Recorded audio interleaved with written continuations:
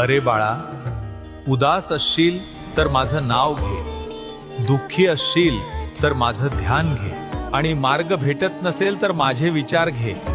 एवढ्याने समाधानी नसशील तर ऊपर से 3 बार अपने बाएं हाथ को घुमाना है और बोलना है, हे श्री काल भैरव सरकार, मेरे आसपास की मलिनता या कोई गंदी शक्ति जो मुझे परेशान कर रही है वह मुझे छोड़कर चली जाए.